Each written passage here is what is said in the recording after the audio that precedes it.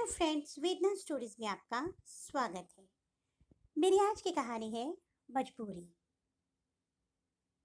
प्रदीप देर शाम को ऑफिस से लौटा तो रसोई घर में खटर पटर की आवाज सुनाई दी। उसने झांका तो देखा कि उसकी माँ बर्तन मांज रही थी। माँ की उम्र हो चली है, वो घुटनों के दर्द से परेशान रहती हैं। जनवरी का महीना, मौसम बहुत ठंडा था। वातावरण में धुंध थी। इतनी ठंड महसूस हो रही थी कि उसके कान सुन्न हो गए थे। वह चुपके से आगे बढ़ गया। अपने बैग को उसने कमरे में रखा और हाथ मुंह धोने बाथरूम में चला गया। उसने गीजर ऑन किया, फिर बेडरूम का जायजा लिया। उसकी पत्नी इंदु रजाई में बैठी टीवी देख रही थी। इंदु सुंदर, एक नंबर की नकचड़ी और बेहद तेज मिजाज की है। उसे देखते ही इंदु चहक उठी। अरे, आज तो आपने देर कर दी। उसने प्रश्नवाचक निगाहों से उसे देखा और कपड़े बदलने लगा। इंदु ने पीछे से आकर उसके गले में बाहें डाल दी। पता है, मैं कितनी देर से आपका इंतजार कर रही थी। उसने पूछा। क्यों? ये भी कोई बात है? इंदु शर्माते हुए बोली। चलो, चाय तो पिलाओ, बहुत ठंड है। अरे, काम वाली 15 दिन की छुट्टी मांगकर गांव चली गई है। उसके देवर की डेथ हो गई है। मुझसे तो ये काम धंधा नहीं होगा। आपको कुछ इंतजाम करना पड़ेगा। माँ कहाँ है? प्रदीप ने गंभीर स्वर में पूछा। पता नहीं। इंदु ने कंधे उचकाए। मुझसे उनकी ज्यादा बातचीत होती कहाँ है। मेरे बस का नहीं है उनकी फालतू बातें सुनना। प्रदीप सोच में डूब गया। चलो, ये तो बहू है, पर माँ का बेटा भी कहाँ उसका हो गया। पिताजी को गुजरे 20 साल हो गए हैं। माँ हमेशा से चुपचाप सारे दुखों को खुद में समेट कर खामोशी से जी रही है। 10 साल का था, पिताजी की मृत्यु हुई थी, पर माँ ने उसे कभी भी किसी चीज की कमी महसूस नहीं होने दी थी। अपनी खेती अकेले संभाल ली थी। इस बात को उसके रिश्तेदार कभी बर्दाश्त नहीं कर पाए थे कि एक औरत उनकी बराबरी कैसे कर सकती है, जिसकी जुबान भी कभी उनके सामने नहीं खुलती थी। उन्होंने माँ को परेशान करने में कोई कसर नहीं छोड़ी थी, पर माँ ने अपने आप को बेहद मजबूती से अपने इकलौते बेटे के लिए खड़ा कर दिया था। माँ कभी भी इससे इंदु की शिकायत नहीं करती है, क्योंकि वो इंदु के स्वभाव से अच्छी तरह परिचित है। जब वह कुछ पूछता है तो मुस्कुरा देती है। आज जब वह कामयाब है, तब भी वो अपनी माँ के लिए कुछ नहीं कर सकता। इंदु को समझाने का मतलब पत्थर पर सिर मारना है। वह रसोई घर में आया। माँ चाय चढ़ा चुकी थी।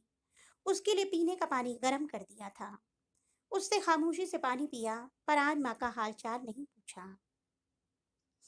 वह वहीं से तेजी से चिल्लाया कि इंदु, जल्दी से बाहर आओ। इंदु चिल्लाते हुए बाहर आकर खड़ी हो गई। ये बुढ़िया मुझे पूरे मोहल्ले में बदनाम करना चाहती है, प्रदीप ने चिल्ला कर कहा। इंदु आश्चर्य से उसे देखने लगी। क्या हुआ? माँ के पैरों तले जमीन खिसक गई। उसके हाथ कांपने लगे। अभी बाहर पड़ोस वाली काकी मिली थी। कह रही थी कि प्रदीप, तुमने तो अपनी माँ को नौकरानी बना दिया है। अभी आज ही काम वाली गई और देखो, पूरे मोहल्ले में चर्चा हो गई कि प्रदीप की माँ नौकरानी है।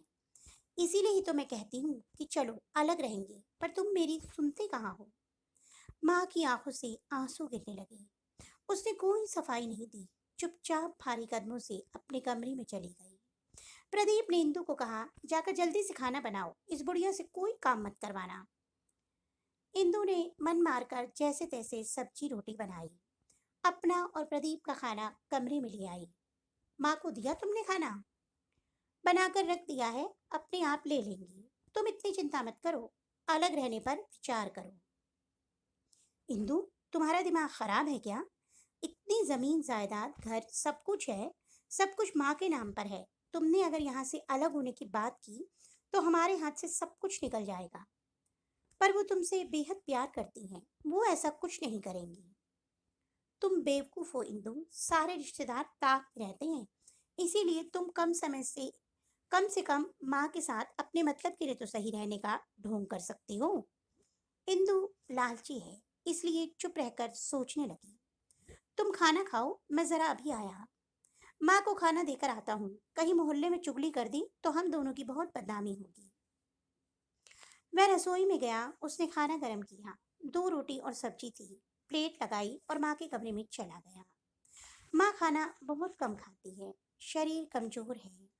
आज तो मन भी टूट गया होगा। माँ बत्ती बुझाकर लेट गई थी। वो जानता था कि वो सोई नहीं है, बल्कि रो रही है। आज उसे बहुत पीड़ा पहुंची है। उसने लाइट जलाई। माँ, उठो, खाना खा लो। मुझे भूख नहीं है बेटा, तुम लोग खाओ, मैं सोऊंगी। उसने प्लेट मेज पर रखी और माँ के पैरों में सिर रखकर फूट फूट कर रो पड़ा। माँ हड़बड़ा कर उठकर बैठ गई। क्या हुआ तुझे? मुझे माफ कर दो माँ, तुम्हें ठंड से बचाने का मेरे पास और कोई रास्ता नहीं था। तुम्हारा बेटा बहुत बुरा है।